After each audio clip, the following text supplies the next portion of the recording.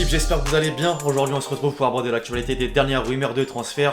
Cette phrase va me manquer. Ça y est, la clôture du mercato approche et la situation de certains joueurs se décante. À l'image d'Umtiti dont le Barça se sépare enfin. Le dégraissage concerne plein d'équipes finalement, mais certainement moins les clubs anglais. À chaque fin de période estivale, les Panic Boys, comme on les appelle, se comptent en nombre et cette fois la tradition sera d'autant plus respectée. Manchester United par exemple a besoin de se renforcer pour minimiser les risques de catastrophe à l'issue de la saison. Mais c'est pas tout, je vais pas en dire plus. La série est toujours sponsorisée par OneFootball, l'application numéro 1 sur tout ce qui touche le ballon rond, histoire de ne pas manquer les derniers gros transferts avant la deadline le 2 septembre. C'est le moment de la télécharger gratuitement via le lien dans la description. Au passage, le week-end est lancé et si vous souhaitez placer un ou plusieurs pronos, sur Betclic vous avez la possibilité de débuter avec 100€ sur le premier pari avec le code LEXCITY, dans la limite du raisonnable bien évidemment.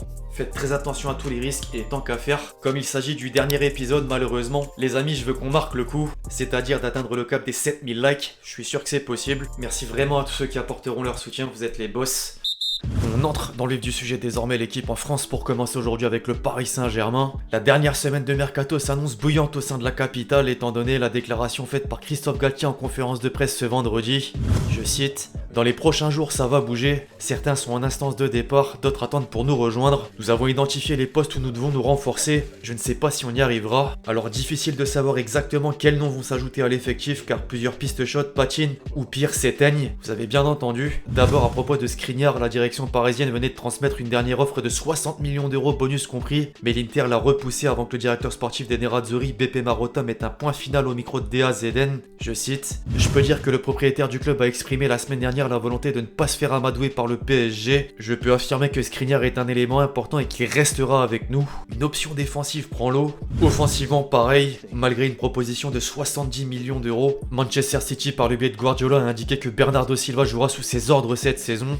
La quête du milieu de terrain athlétique n'avance pas non plus. D'ailleurs, au vu de la dureté en affaires de Naples pour Fabien Ruiz, un plan B se nomme Carlos Soler. Luis Campos aurait d'ores et déjà signifié l'intérêt de Paris à l'agent du joueur. En fait, les Partenopei envisageront un départ de leur international espagnol seulement lorsque le contrat de Keylor Navas sera résilié, puis surtout pour une somme au-dessus de 20 millions d'euros, histoire de couvrir le salaire du gardien costaricien.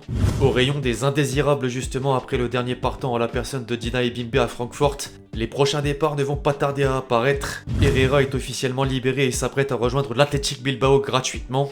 Il était temps. Fulham s'intéresse à Kurzawa dans l'optique d'un prêt avec la prise en charge d'une grosse partie de ses émoluments. Les Rouges et Bleus espèrent toujours obtenir un transfert sec d'Abdou Diallo. Si l'AC Milan s'est retiré, l'AS Roma cible désormais le champion d'Afrique. Icardi de son côté devrait bel et bien se faire prêter au Galatasaray avec qui un accord existe. Direction la Turquie vraisemblablement aussi pour Rafinha. Le Trabzonspor le considère comme une priorité. Les négociations PSG-Everton ont repris pour Idrissa Gueye. Les Toffees veulent boucler sa venue avant la deadline tandis que Porto et le Sporting se sont manifestés. Enfin, pour ce qui est de la signature de Paredes à la Juventus, elle interviendra normalement à l'issue des matchs du week-end.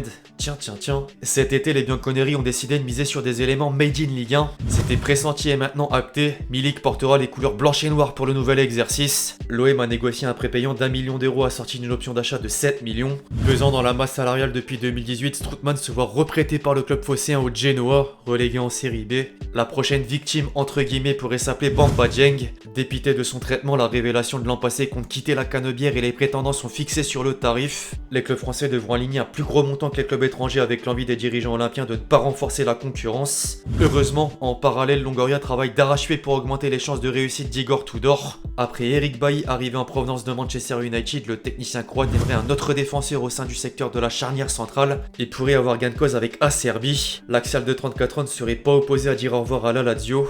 Devant ensuite, Malinowski est toqué pour jouer au Vélodrome. Or, l'opération paraît complexe suite aux exigences de l'Atalanta. Un mot sur la rumeur Ronaldo lancée par les supporters marseillais. Après le tirage au sort des groupes de la Ligue des Champions, le président du vice-champion de France a déclaré que la star portugaise n'entrait pas dans les plans ni dans les moyens du club. C'est malheureusement terminé. Le quintuple Ballon d'Or choisirait donc le Sporting suite aux nombreux refus avérés. Le retour là où tout a commencé, ce serait magnifique. En revanche, de leur côté, les partisans du buzz #RonaldoM en lancent à présent une autre avec Antoine Griezmann. Décidément, le voisin sur la Côte d'Azur part dans tous les sens. Nice a validé le prêt sans option d'achat de Nicolas Pepe. L'ancien attaquant du LOSC tentera de se relancer avec un temps de jeu plus important qu'à Arsenal. Les deux objectifs principaux sont dorénavant de ramener un numéro 9 et un latéral gauche. Brereton Diaz est encore le buteur en ligne de mire. Concernant le défenseur, les options se multiplient. Dans la liste figure Jamal Lewis. Il effectue à peine 6 matchs avec Newcastle la saison dernière avant de se blesser lourdement. Le Gym a également tenté Renan Lodi en prêt, cependant son salaire pose problème. Pendant que Lucien Favre donnait son feu vert pour Petzela, Moody, le consultant externe des Aiglons, disait non. Quant à Marcelo, la légende brésilienne dispose d'une offre contractuelle, mais avantage Bayer Leverkusen pour l'instant. Le club allemand vient de se positionner. Parallèlement, une course se profile pour Fodé Ballo-Touré. Nottingham Forest le suit sérieusement. Dans la continuité et pour la ligne au rond central, les Niçois se montrent ambitieux et lorgnent 3 joueurs intéressants. Pjanic, en espérant profiter de sa situation difficile à Barcelone. Sofiane Diop, avec qui des discussions ont lieu, et plus récemment Oussem Aouar. Seul souci majeur, l'OL ne veut pas vendre un tel élément à un concurrent direct, d'autant que Paqueta se dirige vers la Première Ligue. West Ham vient de poser 60 millions d'euros sur le pilier de l'entrejeu lyonnais et tous les partis sont tombés d'accord. Les clubs anglais respectent tout simplement la tradition. Les panic boys de dernière minute apparaissent. Newcastle par exemple casse sa tirelire pour s'attacher les services d'Alexander Isak. La Real Sociedad récupère la bagatelle de 60 millions d'euros grâce à la transaction. Chelsea devrait suivre avec en premier lieu le transfert de Wesley Fofana. Après quelques propositions refusées, Leicester accepte désormais de le céder pour une somme record, à savoir 82,5 millions d'euros. Thomas Tuchel pousse toujours pour que Todd Boehly cède l'avenue d'Aubameyang. Le riche propriétaire va aussi formuler un chèque avoisinant les 70 millions d'euros pour Anthony Gordon, histoire d'en rajouter une couche. Les Blues gardent un œil sur Raphaël Leao. Mieux, ils auraient l'intention de lâcher 120 millions d'euros à l'AC Milan pour la pépite dans le viseur du Paris Saint-Germain. Le rival Manchester United espérait également signer des renforts avant la deadline. Les Red Devils insistent auprès de l'Ajax pour Anthony. Néanmoins, l'Ajax se barre catégoriquement la route. Preuve en est le dernier refus d'une proposition à hauteur de 90 millions d'euros. Ah, c'est dur. Le board mancunien tente le tout pour le tout en se reportant sur Marco Asensio. Le Real Madrid a reçu une offre de 30 millions d'euros et l'aurait accepté. Affaire à suivre. Puis c'est officiel, 16 recrues plus tard, Nottingham Forest pouvait sans doute s'arrêter, et pourtant non. L'international sud-coréen de Bordeaux Wang a rejoint le promu contre 4 millions d'euros avant d'être prêté à l'Olympiakos. West Ham recrute Emerson Palmieri. Après le prêt de Chelsea à Lyon, les Hammers se l'accaparent pour 15 millions d'euros. Mopey quitte Brighton pour Everton contre 18 millions d'euros. La formation entraînée par Frank Lampard l'a convaincu de signer 3 ans. 2 joueurs connus en Angleterre sont prêtés en Turquie. Bertrand Traoré et Dele Alli rejoignent respectivement Istanbul Başakşehir et le Beşiktaş. Watford vend Hassan Kamara à l'Udinese pour une opération estimée à 20 millions d'euros. Néanmoins, il revient directement en prêt chez les Hornets. Le Barça se débarrasse enfin d'Umtiti en le prêtant à Lecce une saison.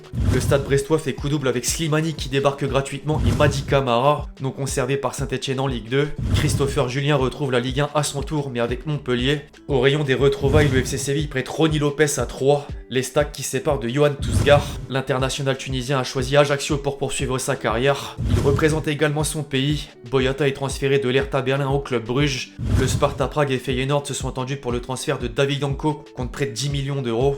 Libre d'autocontrat après la fin de son aventure avec Cagliari, Keita Baldé signe au Spartak Moscou jusqu'en 2025. Étonnant pour le coup.